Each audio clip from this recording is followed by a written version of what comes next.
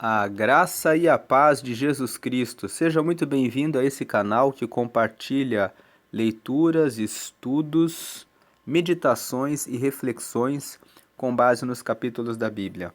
Nós estamos gravando um curso de Provérbios e hoje nós vamos gravar a aula de número 54, começando a leitura e a meditação em Provérbios no capítulo 28.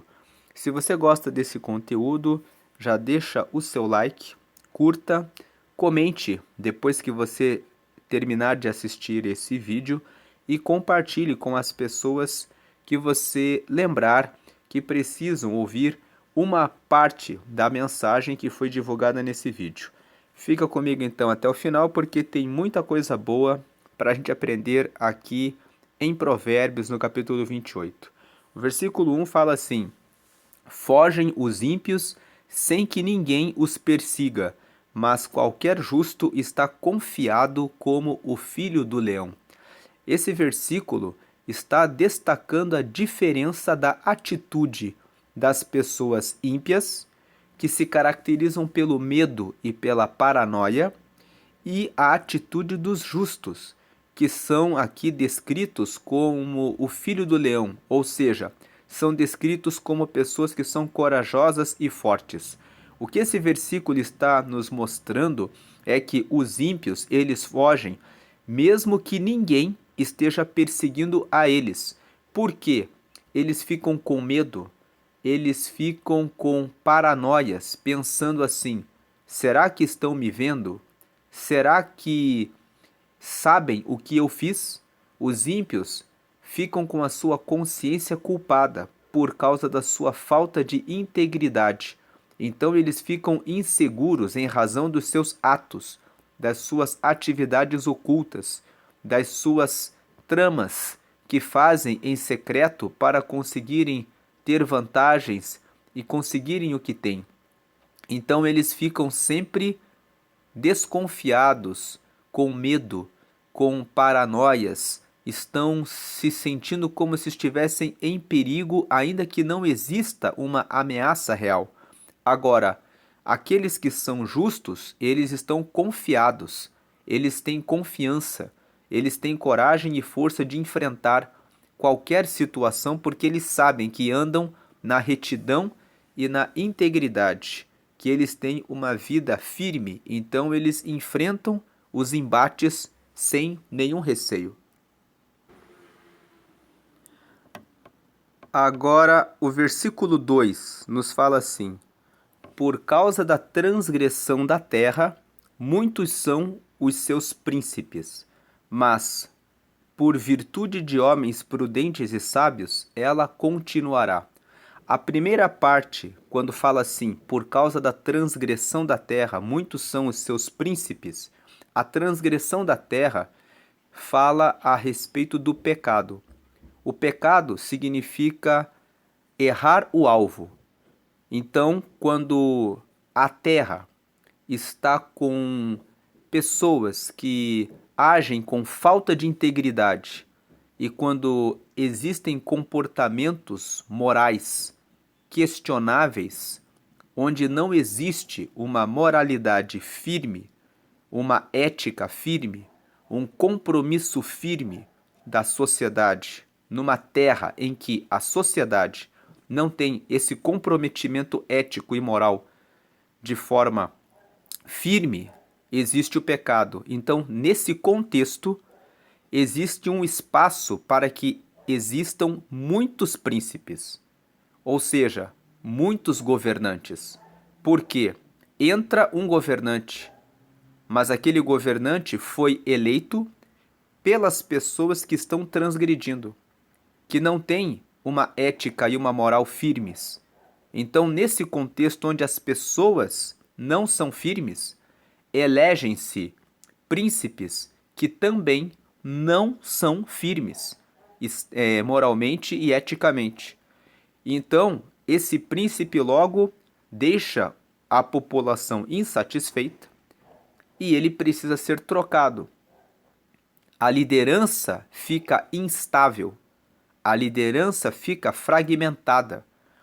As pessoas que estão no poder são pessoas que tem os seus comportamentos éticos e morais questionáveis. Cada um está defendendo o seu interesse.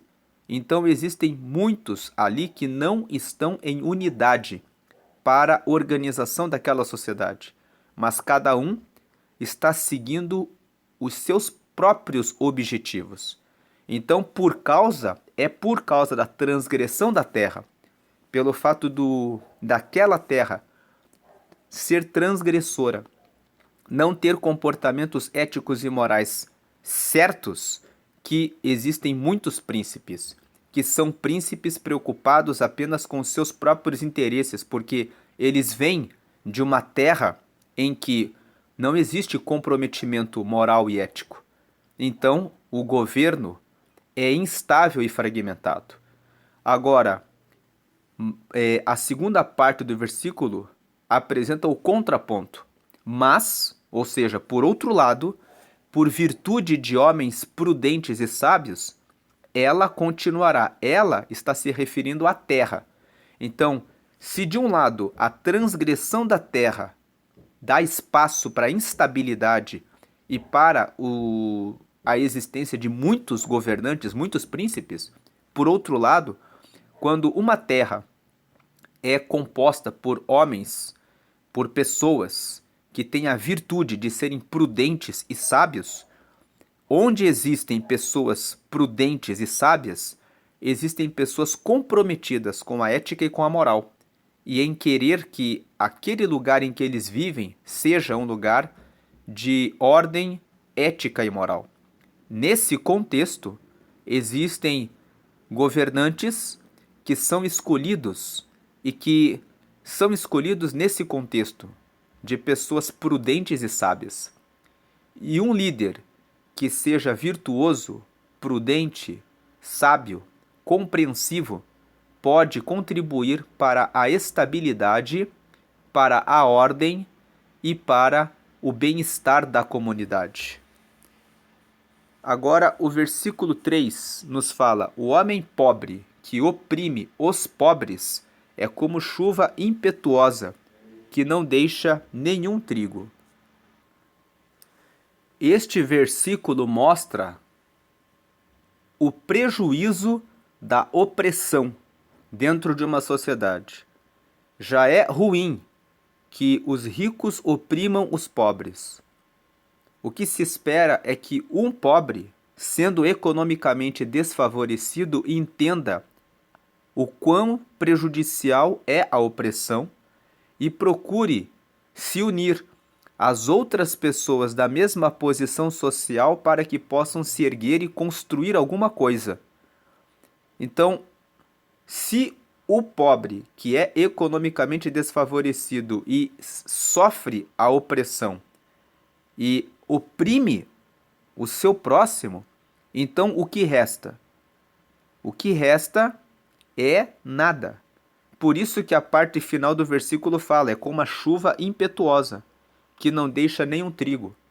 Aquele que se entrega à opressão, ele não deixa nada.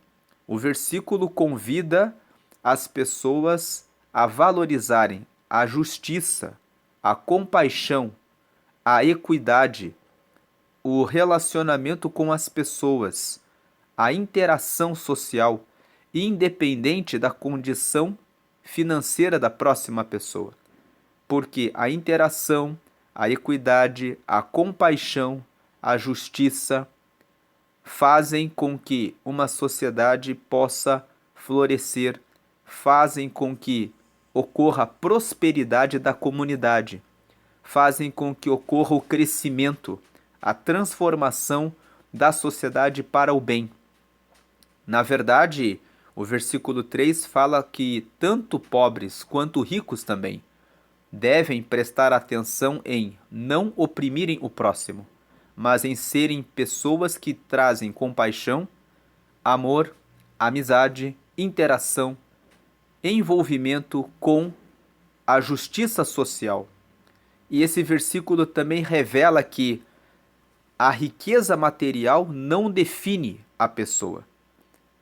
Pode existir alguém que é pobre e que, mesmo sendo pobre, é uma pessoa desfavorecida de princípios, de valores, porque podem existir pessoas ricas que não oprimem o próximo, mas pode existir aquele pobre que, mesmo sendo pobre, ele já é pobre economicamente, mas ele também é pobre no seu espírito, em relação a ter compaixão do próximo.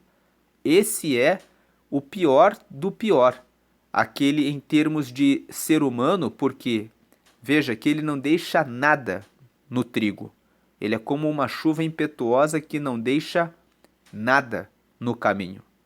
Versículo 4 fala: os que deixam a lei louvam o ímpio, mas os que guardam a lei pelejam contra eles.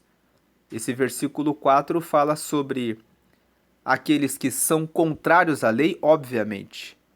Vão se abraçar com os ímpios e dizer: eles estão certos. São ímpios que louvam os ímpios, louvam os seus iguais. Agora, os que guardam a lei, os que buscam a justiça, os que buscam a verdade, os que buscam a ordem, lutam contra aqueles que fazem o mal. Esse versículo nos mostra com quem nós devemos andar, com quem nós escolhemos andar. Você é daqueles que quer andar com os ímpios e louvá-los, ou você é daqueles que guarda a lei e combate aqueles que são ímpios para conservar a ordem e a ética e a moral e a justiça e a compaixão na sociedade? O convite da sabedoria é que você siga por esse caminho de combate contra os ímpios. O livro de Provérbios fala muitas vezes que o princípio da sabedoria é temer a Deus, e Deus deseja que os seus pelejem contra a impiedade. Verso 5: os homens maus não entendem o juízo, mas os que buscam o Senhor entendem tudo. Veja que o versículo 5 fala exatamente de que aqueles que temem a Deus, aqueles que têm Deus em consideração em primeiro lugar em sua vida e, portanto, buscam o Senhor e entendem tudo o que precisam fazer para que o bem possa florescer. Eles entendem o que é o juízo. Agora, os que são maus, os que não querem uma comunhão com Deus, não conseguem entender o juízo. Para entender o juízo, é necessário temer a Deus. É necessário tomar a Deus em consideração na sua vida, em primeiro lugar, como o primeiro. Porque, como nós já vimos na aula 2, o que significa temer a Deus, em Provérbios 1:7 está escrito que o princípio da sabedoria, o princípio é o temor ao Senhor. Ou seja, você começa a entender o juízo quando você busca primeiramente a Deus. É Ele que nos faz entender o juízo. Verso 6: melhor é o pobre que anda na sua sinceridade do que o de caminhos perversos, ainda que seja rico. O versículo 6 faz uma comparação daquele que é pobre, mas é transparente. É aquele que tem o que tem, mas conseguiu tudo com a sua honestidade, com o seu trabalho, com a sua verdade, com a sua dedicação. É melhor você ter menos, mas que tenha sido conquistado de forma honesta, do que você ter muito e ser muito rico, mas ter conquistado essa riqueza por meio da corrupção, da mentira, da trapaça, do engano. É importante notar que o versículo 6 não está recomendando que as pessoas sejam pobres. Nós já meditamos em outras passagens nas aulas anteriores de Provérbios que falam sobre o trabalho que a formiga desempenha durante o verão. Ela trabalha intensamente, com a finalidade de deixar a sua morada repleta de alimentos, para que haja abundância e fartura na época do inverno. E lá em Provérbios, no capítulo 6, nós vimos que a formiga faz esse trabalho e a recomendação é: vai ter com a formiga, ó preguiçoso. Estudamos também nas aulas anteriores versículos em que Provérbios fala que a mão do diligente prosperará. Então, todo o livro de Provérbios fala sobre a importância de sermos diligentes, de sermos dedicados, de combatermos a preguiça e de fazermos sempre o melhor, buscando o aperfeiçoamento em tudo o que fazemos, para que haja prosperidade e abundância. Porém, a riqueza deve ser conquistada dessa forma, com a diligência, com o trabalho, com a honestidade, com a dedicação, com o respeito às leis, com o pagamento dos impostos de maneira correta, sem nenhum tipo de sonegação, ainda que você tenha reclamações em relação à corrupção do governo. Independente da corrupção do governo, se você é diligente e se você se aperfeiçoa muito bem naquilo que você faz, você consegue prosperar tanto a ponto de realizar o pagamento dos impostos, mesmo que você os questione, e ainda assim fornecer e gerar empregos e também sustentar a sua casa e a sua família. Tanto é verdade que isso é possível, que existem muitas empresas que cumprem todas as obrigações dos seus impostos de maneira correta e honesta, e em que existem prosperidades na vida dos funcionários e na vida dos donos dessas empresas. Então, o versículo 6 não é, de maneira nenhuma, uma recomendação para que você seja pobre. E estamos destacando isso porque há pessoas que leem o versículo 6 e dizem: é melhor eu continuar na minha pobreza, mas eu durmo com o sono tranquilo, do que aquele vizinho que está rico, mas engana a todos. É possível que você seja rico, sendo correto e transparente, sendo honesto, fazendo as coisas certas. O que o versículo 6 destaca é que é melhor você manter a sua empresa em um nível de menos recursos, ganhando aquilo que ganha por direito, do que querendo ganhar mais por meio do caminho perverso. Versículo 7. O que guarda a lei é filho sábio, mas o companheiro dos comilões envergonha a seu pai. O versículo 7, o ponto principal, fala sobre a glutonaria. Nós já meditamos sobre a glutonaria no capítulo 23 de Provérbios. Quando nós estudamos o capítulo 23, nós percebemos que todo o capítulo 23, os pontos principais daquele capítulo, falam sobre glutonaria e sobre bebedice. Que aquele que come demais e aquele que é amigo de pessoas que bebem muito vinho são pessoas que vão cair na miséria, que vão cair na pobreza. E esse versículo 7 está falando a respeito daquele que é companheiro dos comilões, porque aquele que come em excesso envergonha o seu pai, porque quem come em excesso mostra que não tem equilíbrio na vida, mostra que não tem domínio em relação às suas emoções, mostra que não tem autocontrole e não sabe lidar com as suas emoções. Então, o que guarda a lei é filho sábio, o que guarda a lei de cuidar do seu corpo físico, de cuidar da sua alimentação, de cuidar da sua saúde. É um filho sábio, porque não vai trazer problemas para o seu pai.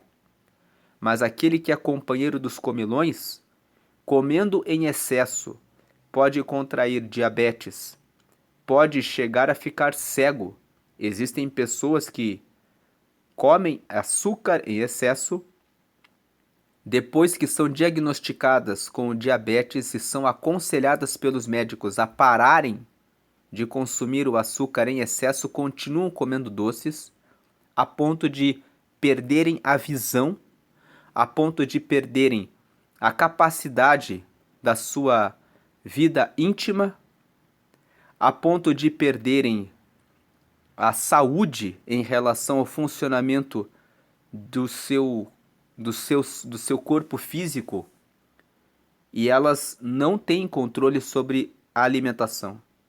Elas dizem: eu não posso vencer o refrigerante, o brigadeiro, os doces, os bolos, e elas vão comendo, comendo, comendo. Elas ganham peso em excesso. E esse sobrepeso compromete as articulações dos joelhos, compromete a capacidade de caminhar. Alguns precisam até usar bengalas ou até andar em cadeiras de rodas em razão do excesso do peso. Tudo isso gera a vergonha para o pai, que acaba ficando com os filhos doentes. Então, o versículo 7 fala para sermos sábios em relação à alimentação, à saúde, ao cuidado com o corpo, porque é com esse corpo que nós fazemos as coisas aqui na terra. O versículo 8 fala: o que aumenta a sua fazenda com usura. Usura é você fazer empréstimo de dinheiro e cobrar juros altíssimos da outra pessoa. Então, o que aumenta a sua fazenda com usura e onzena, o onzena é você colocar, tem o dízimo, que é a dezena. O onzena é você vai no número 11, você cobra a mais. Ajunta para o que se compadece do pobre. O que o versículo 8 está dizendo é que aquele que é muito ganancioso, aquele que não tem compaixão do próximo, que tem um olhar de só ele ganhar, chega um momento na vida que algum imprevisto faz com que ele acabe passando aquilo que ele ganhou para uma outra pessoa, e essa outra pessoa vai usar aquele lucro para abençoar o pobre. Trata-se de uma lei da vida. Aquilo que você faz, você pensa, não tem consequência. Porque durante anos e anos você vai juntando, cobrando juros excessivos, cobrando a onzena, cobrando um ponto a mais daquilo que você deveria cobrar. Mas em um dado momento chega a morte, chega uma doença, chega a velhice, e se você guardou essa usura, essa onzena, existe a possibilidade de que esse dinheiro caia nas mãos de alguém que vai usá-lo para abençoar os pobres. O versículo 8, ele traz uma recomendação para que você domine sobre a ganância e para que você pense a respeito das questões sociais. A questão de considerar os que são menos afortunados. Se a pessoa está pedindo empréstimo para você, é porque a pessoa precisa desenvolver algum projeto. Então, realizar o empréstimo com você tendo um certo ganho e lucro pelo empréstimo que você fez e ajudando a pessoa a realizar os seus projetos, você contribui com a solidariedade, você contribui com o lugar em que você vive, você contribui fazendo o bem para os que estão necessitados, e esse bem retorna para você, porque as pessoas à sua volta estão sendo abençoadas e prosperando nos seus projetos com a sua ajuda. Versículo 9: O que desvia os seus ouvidos de ouvir a lei, até a sua oração será abominável. Então, o versículo 9 mostra como Deus quer que aqueles que cheguem até Ele sejam cumpridores da lei. Se a pessoa não quer cumprir a lei tem a ver com os mandamentos do Senhor, tem a ver com amar a Deus acima de todas as coisas, ter a Deus em consideração, a ponto de querer estudar os seus mandamentos e conhecer o que Deus, aquilo que agrada a Deus, para cumprir aquilo que agrada a Deus. Então, se a pessoa desvia os ouvidos de ouvir a lei, ou seja, ela nem quer ouvir o que Deus tem a dizer para ela e quais são os seus mandamentos, não deve nem mesmo orar, porque Deus, vendo que a pessoa não quer nem conhecer a sua lei, não ouve a sua oração. Verso 10: O que faz com que os retos se desviem para um mau caminho, ele mesmo cairá na sua cova, mas os sinceros herdarão o bem. Então o versículo 10 está mostrando que se você é aquele que vai no caminho de alguém que está fazendo a coisa correta, para desviar essa pessoa para o mau caminho, você que faz isso, você mesmo cairá na sua cova. Deus fará com que o seu ato de desviar os retos se volte contra você mesmo. É até possível que você consiga desviar um reto. É possível que pelo seu convencimento, pela sua persuasão, você diga para um reto que tem um relacionamento adulterino, que faça uma corrupção que ele não deveria fazer, que erre e se desvie de continuar firme no seu casamento. Mas quando você traz essas recomendações para que o reto se desvie para um caminho mau, você mesmo está plantando uma cova em que você vai cair em algum momento. Agora, quem é sincero herda o bem, porque o sincero ele vai caminhar sempre com transparência. A palavra sincero significa sem cera, aquele que não esconde, não maqueia aquilo que faz, mas que age sempre com a verdade. Aquele que age sempre com a verdade vai alcançar como resultado o seu bem. Versículo 11: O homem rico é sábio aos seus próprios olhos, mas o pobre que é sábio o examina. O versículo 11 nos mostra uma contradição aqui, um paradoxo.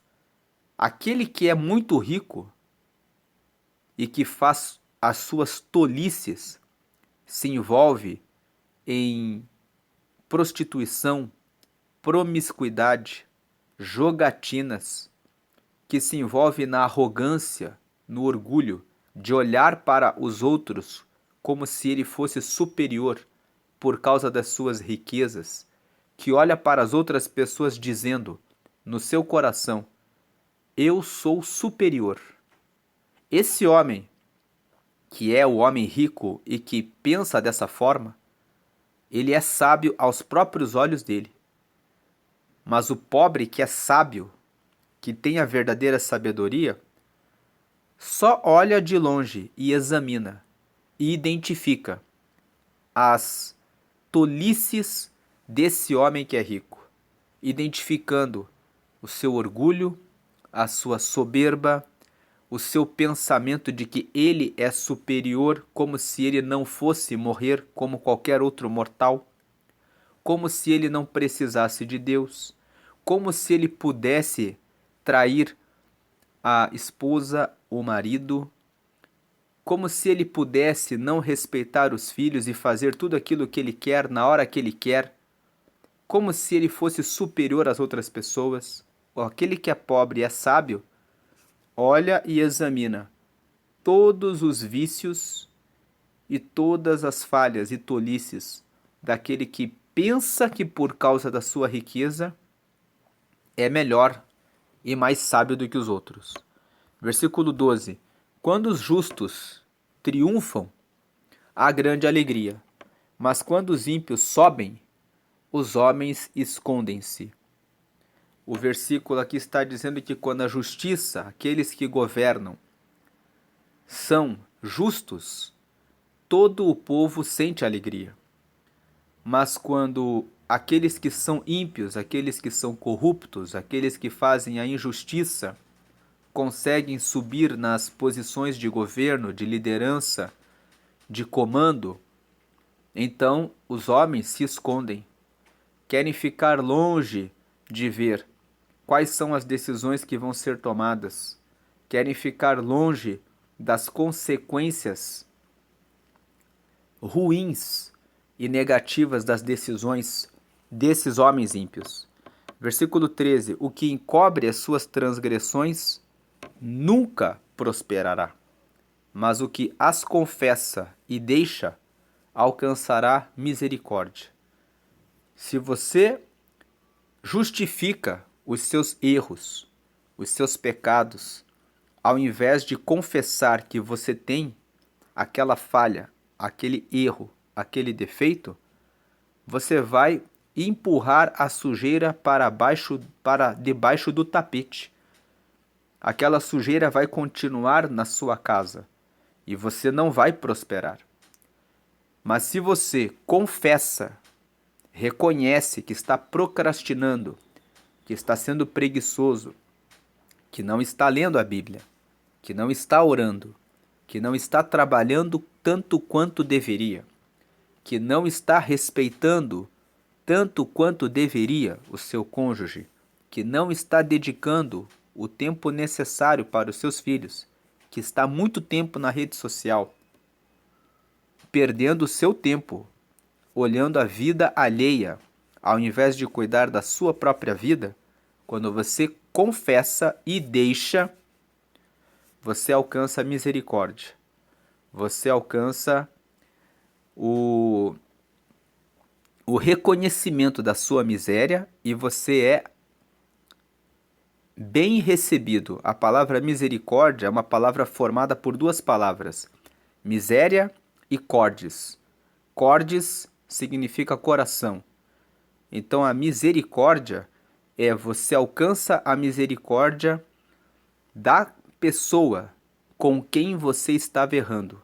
A pessoa abraça você novamente e te recebe.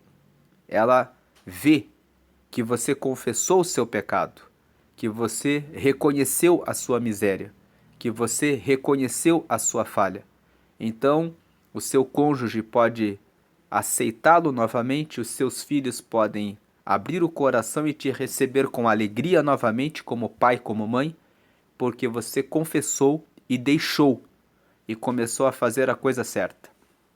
Para prosperar, é preciso confessar, admitir e deixar. Não adianta dizer, eu sei que eu sou assim e vou continuar assim. É preciso dizer, eu sei que eu sou assim e eu vou mudar. E vou realizar um plano de ação para mudar. Então você alcançará a misericórdia.